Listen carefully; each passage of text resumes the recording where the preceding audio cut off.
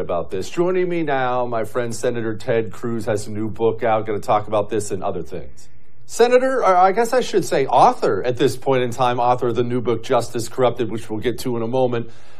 I'm genuinely not being mean because strokes are horrible things. As I said at the beginning of the show, I've had plenty of experience with it in my own family. They're awful. Everyone knows they're awful. So it's not a laughing matter. But as a United States Senator, maybe you can speak to the fact that speaking and understanding other people when they speak is a fairly critical part of the job. And that if you can't do that, Republican or Democrat, you shouldn't be in the Senate. Well, Jesse, thank you for having me on. Good night. Gosh. No, it was, Senator, I'll be honest, yes, it was funny, but it was sad. It was genuinely sad, and I found myself asking, who are the people in this guy's life that are going to step in? If that was my father or my wife or something, I would have walked out on stage and said, we're done here, we're done. And yet these people don't seem to care. Well, look, you see Jill Biden doing it with her husband. I mean, Joe Biden is obviously suffering with a serious loss of mental acuity. At this point, it is undeniable. And last night, I will say, Fetterman's answer on fracking is so painful to watch.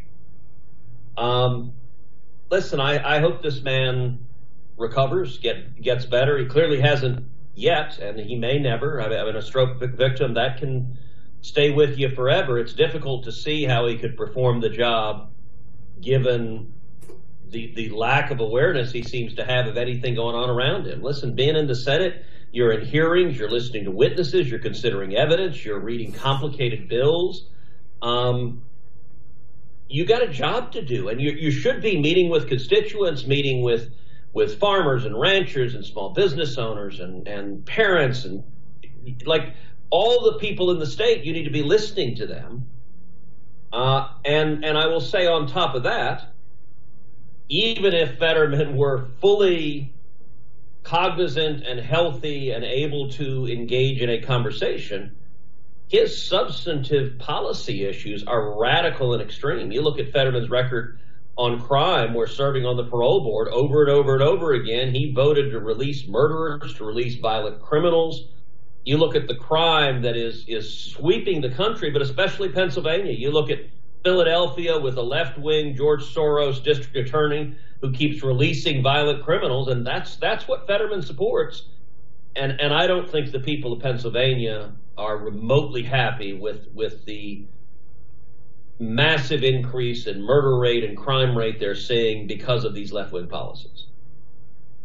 How do these states that are purple states end up with these guys who are so far to the left? Pennsylvania, it may not be red, but it's also not California, and yet you end up with that guy up there. How is this happening so consistently now?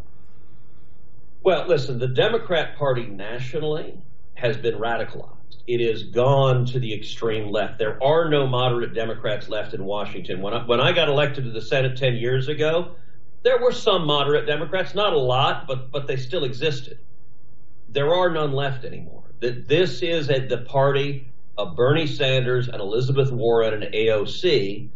And you look at something like criminal justice, my new book that just came out this week, Justice Corrupted, How the Left has Weaponized our legal system. I walk through how these left-wing DAs, for example, the George Soros DAs, I walked through Larry Krasner in Philadelphia, how he got elected. George Soros put millions of dollars behind electing these radicals to be DAs, and they come in explicitly saying, this is how you dismantle our justice system. A district attorney has enormous authority, number one, in whom to prosecute, and you can use it as an avenging angel, as a weapon to target your political opponents, and sadly we're seeing that, particularly at the U.S. Department of Justice. But you can also use it in the decisions of whom not to prosecute. And when you have a DA that just lets violent criminals go, it's another way of abolishing the police. It's another way of defunding the police.